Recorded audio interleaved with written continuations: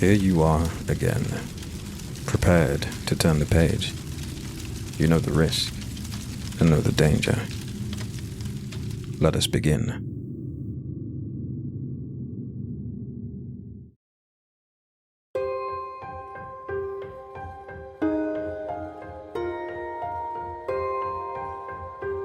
Kirby Bridge Park in Kansas City had wonderful walking paths. The city built them wide enough for both walkers and bikers to ride past each other without fear that they would run into one another. The maintenance team kept the concrete level and patched any potholes or cracks. This, and the scenic views of tall beech trees providing shade and a burst of color, made Kirby Bridge one of the top parks in the state. The city named the park after an old footbridge crossing a small stream near the edge of the park's grounds. An old man had slipped on the rocks and hurt himself, so after recovering, he came back to build the bridge. The people loved his tenacity and grit, so when he died at a ripe old age, they put his name on the signs to remember him. The name stuck, and Kirby Bridge Park quickly became a shining gem with well-groomed fields, large trees, and most importantly, its walking paths which crossed over Kirby's Bridge. Elaine had lived near the park almost all her life, but she hadn't gone out much in recent years. Work had kept her busy. Elaine found herself either at home, at work, or driving between the two for most of her waking hours. The sedentary lifestyle had begun taking its toll on her body, and the more she looked in the mirror, the less she liked what she saw. One evening, when she had gotten home from work, Elaine threw her purse down on the kitchen counter, exhausted but resolved. She would make a change that night. If she didn't do it then, she wouldn't ever do it. Moving into her closet, she pulled out a pair of leggings and a loose short-sleeve top that had more dust on them than she would have liked to admit. Yanking the shirt on and pinning her hair back with a band, Elaine took off towards Kirby Bridge Park. The street lights had just begun clicking on when Elaine stepped up to the park's entrance, their soft yellow glows making halos pulling on the sidewalk. She didn't need to run a marathon. She just needed to get out and take that first step. Elaine made a silent promise to walk the small trail that cut through the middle of the park. It had a few curves but almost no hills, and once it made it to the other side, it swept around and came back to the beginning in a sort of badly drawn oval. There was a much longer trail that wound through the trees along the perimeter of the park, but it was for runners and bikers. Elaine didn't kid herself that emergency personnel would have to cart her off the trail if she attempted it. She took a pull on her water bottle and took off. The dark slowly settled around the town, and the sky cut from orange into a vibrant purple. It made the park's lights shine brighter by comparison. They each had a small sensor on the top of which detected the light level, and when it reached a certain point, they kicked on. It was all an automatic process that kept the trail well lit at all times. It was a Wednesday after work when Elaine began her walk, and there were a few others on this shorter trail. They all looked to be clones of her in one way or another. They all had a mix of determination and trepidation spattered across their expressions, Elaine trying to give each one of them a small encouraging smile or a wave as she passed. They were all ahead of her and on the return leg already, or else started from the opposite parking lot on the far side of the park. It took her only 20 minutes to make the loop and then another 5 to trek back home. She was proud of herself as she pulled the now sweaty shirt back off and let it fall to the carpet. Elaine spun the knob on the shower, finished undressing, and climbing into the water, let it rinse off the sweat. She had taken the first step. Everyone said that was the hardest. Elaine climbed into bed after her shower and decided, just before she drifted off to sleep, that she would walk again tomorrow. Weeks came and went, with Elaine fighting through every single walk. She fought to be faster than last time. She fought to get out sooner so she could make 2 laps. And when she finally started running instead of walking, she fought down every single step that wanted her to quit. On Saturdays, she got to run on the longer Boundary Trail. She liked that one better. It had prettier views and fewer people. Elaine had quickly decided that although the companionship of other walkers was welcome on her first trip, they quickly disappeared and others replaced them. It reminded her that there was a quit option, and she didn't need any reminders of that. One Saturday, Elaine hadn't been able to make it to the park during the day like she usually did. Something had come up, a family function, that she couldn't miss. Elaine spent the entire time thinking about the trail and getting away from the constant whirring drone of her relatives. They bickered back and forth in a constant, nagging battle of verbal tug-of-war.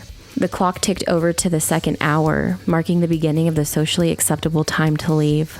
Elaine didn't disguise her desires. She skipped the 15 rounds of hugs and we'll keep in touches, opting instead to make a mad scramble for the door. She drove home with a constant eye on the clock of her dashboard. If she didn't make it home soon, she wouldn't have the light to do the longer loop. The boundary didn't have any streetlights on it like the main path through the center of the park. It was close, but Elaine made it home, changed, and then to the park with just enough time to make the loop if she hurried. Since hurrying was the whole point of the exercise, she decided to risk the oncoming dark. She really shouldn't have. There were plenty of cars still in the parking lot when Elaine took off onto the trail at a slow, warm-up jog. The larger beech trees flanked both sides of the first curve in the trail, and just behind them, there was a small bridge over the lower end of the stream. This bridge wasn't the Kirby Bridge for which the park held its name, but one of the other, still vital, bridges on the longer trail. Elaine made it around the curves, under the shade of the beech, and across the bridge at record time. It wasn't particularly fast compared with experienced runners, but it was a personal best for her, mostly motivated by the falling light. After the bridge, the trail forked with one way leading into the heart of the park near a pair of well-used tennis courts. The one Elaine wanted, however, split left and transitioned from concrete sidewalk to gravel. The trees here felt closer, and during the hot summer weekends, it was always a pleasant reprieve passing under them. This time, they felt hard, gnarled, and oppressive. It was as though the woods were leaning over the path to suffocate the light from it. The high summer had passed already, and Elaine shivered at the sight. She only hesitated for a second, a quick stutter in her step, and then she was through. On the far side, there was a slow rise that always made her calves ache, but the trees gave her more space. The air felt fresher there after the sudden dark of the copse at the fork. Elaine slowed down at the top of the rise, breathing in the brisk early evening air. She twisted left and right, trying in vain to get rid of a stitch developing in her side. She shouldn't have eaten the cake at the party. There, as she looked out into the heart of the park, Elaine thought she saw something move. It didn't look like the small animals or even a deer that she occasionally spotted. This was a humanoid shape, but only in the barest term. The figure had moved or buzzed, like static on an old television set. At such a distance, she couldn't tell more than that it wore green material across its shoulders, draping down its front and blending it with the foliage behind it. If Elaine hadn't stopped, she would never have seen the thing. It seemed to sense her gaze and rotated towards her in its buzzing way. Even at over 100 yards, the face that looked at her shook her sanity. It was a skull, with empty eye sockets and tears like golden rivers flowing down from them onto its chin. The green cloth draped over a gaunt and ragged form. A whirring sound like a pneumatic catch came from the being, and it vanished. There was no movement, and nothing came between the pair, obstructing each other's view. It simply deleted itself from existence. Elaine blinked and shook her head, refusing to believe what she had just seen had been real. It didn't fit the idyllic park. That thing was a monster out of horror stories. She never was one to believe in ghosts or demons, but that thing, whatever it was, had utterly terrified her. She turned back and headed for the park entrance. There would be no run tonight. Elaine approached the overhanging copse of trees and disregarding any foreboding feeling they had. The creature had her focus now, and the only thing she wanted was to get away from it. She picked up the pace, breathing hard in a quick cadence, matching her steps. The gravel crunched underfoot, but as she passed through the trees into the clearing beyond, she didn't see the forked sidewalk and even lawn of the main park. "What the?" she said, her voice catching in her throat. It sounded odd in her ears, like she was in the stillness of a room filled with heavy fabrics to muffle the sound. It wasn't the sort of sound the open expanse of the park should be making. There were no sounds of birds or insects. The area was deadened.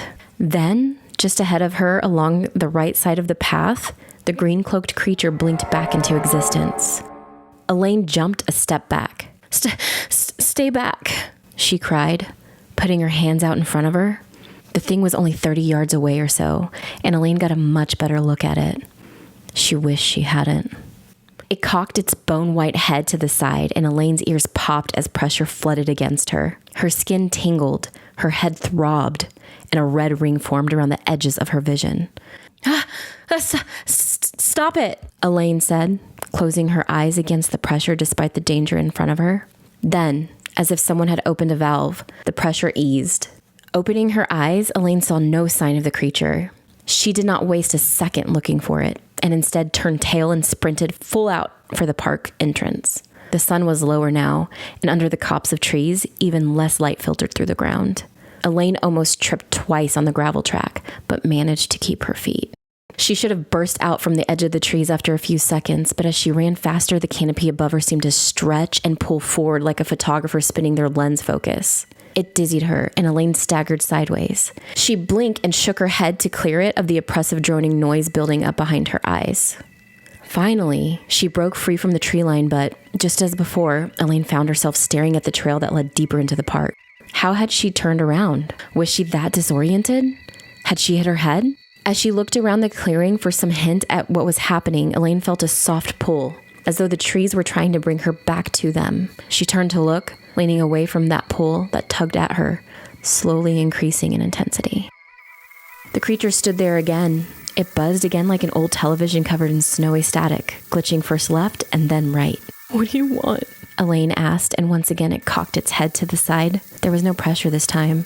Just a high-pitched whine reverberated through the space between them. It didn't have a mouth, and the golden liquid that oozed from its empty eye sockets dripped off of its chin, staining the front of the green cloak or hitting the ground. "What is it you want?" Elaine asked again, a pleading tone threading through her voice like a splinter.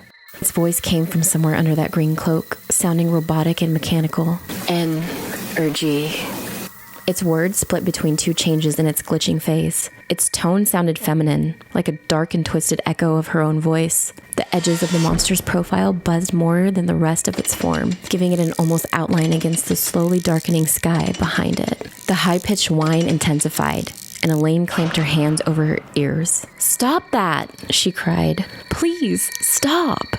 Then, without seeming to take a step, the creature blinked forward until it was an inch from her face. She fell backwards, screaming, and put her hands out behind her to break her fall. Instead of gravel cutting into her palms, Elaine felt something soft and cold. She blinked and realized there was snow covering the ground. The creature was gone, and outside of a floating halo of light, Elaine could only see darkness. Elaine rubbed at her shoulders. The snow whirled around her in a pool of light.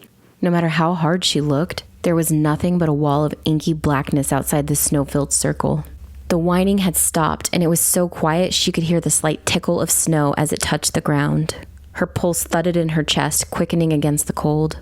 She would start to shiver soon. Elaine hadn't dressed for a snowstorm. Blowing into her hands to warm them, Elaine noticed her breath did not fog. Then she noticed the circle of light was expanding. It was a slow, subtle thing, but it was glowing. The light pushed back into the darkness, and she felt the wind whistling past her as though she were falling from a great height instead of standing on the ground. Then, like someone flipped a light switch, everything stopped. Everything was still. Elaine couldn't see her hand right in front of her eyes. She couldn't hear her own breathing and couldn't feel the chill of the snow. She was floating in nothingness. Elaine began to breathe faster, stress putting her body on autopilot. She still couldn't hear anything until, as though at a great distance, the robotic voice of a monster called out to her. "Power," it said, the thing's voice cracking like a poisoned whip through the dark. As it spoke, a small green light formed, pulsed once, and then went out. "Let me out! Let me go!"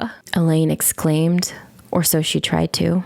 She formed the words, but could not hear them. "We must eject to devour," the voice said, this time from behind Elaine. She saw for the briefest second her dark silhouette outlined in a green glow. She spun to look for the creature.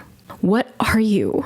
she asked. There was a sputter of desperation in her voice. "Why won't you let me go?" "We are here," it said. And this time, after the green glow disappeared, Elaine could see the tiniest pinpoint of light. It slowly widened as though drawing closer from a great distance. One by one, her senses returned to her.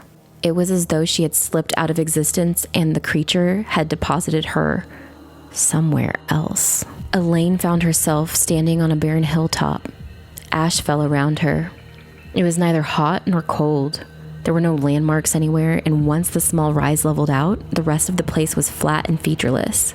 She took a step in one direction and realized the small rise was simply an area of tightly packed ash. "What is this place?" she whispered to the surrounding desolation, awe and resignation tightly woven through her tone. The creature blinked into existence before her. Elaine did not flinch or run this time. There wasn't a point. A tear slipped down her cheek. "You have been delivered." it said, its form still buzzing on the edges. The droplets of gold left small craters in the ash heap where they stood. What does that mean? Take me back. I cannot, it replied. Elaine realized the green flash was a small light in the corner of a speaker embedded in the creature's chest. She had been too terrified to notice it before, but now, scared as she was, her focus came in sharper and more rigid. It was this place. Something about it was so alien and different, Elaine's mind couldn't keep up. Why have you brought me here? She asked. Souls have power. This time, there was no green light, and the voice came from behind Elaine. This time, it wasn't mechanical, and it wasn't a dark mirror of her own. They weren't alone here. Elaine wanted to turn, wanted to find out who had spoken, what had spoken, but she couldn't move. You wanted to see me. I see you trying, but unfortunately, the venom works quite quickly. It has frozen your muscles, starting with your arms and legs. Do not worry. It will stop your heart soon enough. The Mortis sends you greetings, and its humble agent gladly accepts your sacrifice. Elaine couldn't even blink. She could only stare at the green-cloaked creature in front of her. She didn't feel it when something bit off her arm, and the skull stared back at her, dripping golden flecks into the dust that Elaine was soon to join. It didn't move when Elaine's heart stopped. The thing simply stood in a deadly reality the Mortis had already stripped bare. It stood and waited to bring more souls, more power to its creator.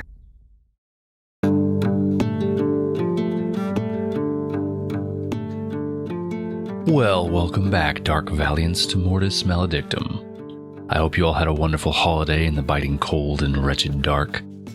This episode of Mortis Maledictum, Stolen Souls, was narrated by Rosie Knuckles. The voice of Elaine was also Rosie Knuckles. Jeremiah John provided his gravitas to the voice of the agent of the Mortis. This episode was written by Devin McCamey. Audio design was by Lawrence Lyons. Our music and sound effects are thanks to Epidemic Sound, and this episode's bespoke artwork is, of course, courtesy of Brandon McCamey. Thank you for listening, and if you want to find out more about the world of the Mortis Maledictum or to read ahead, visit us on our website, www.mortismaledictum.com. Thank you for listening.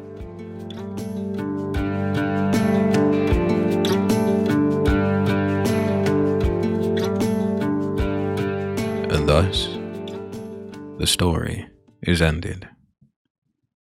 The tale told. The chapter closed.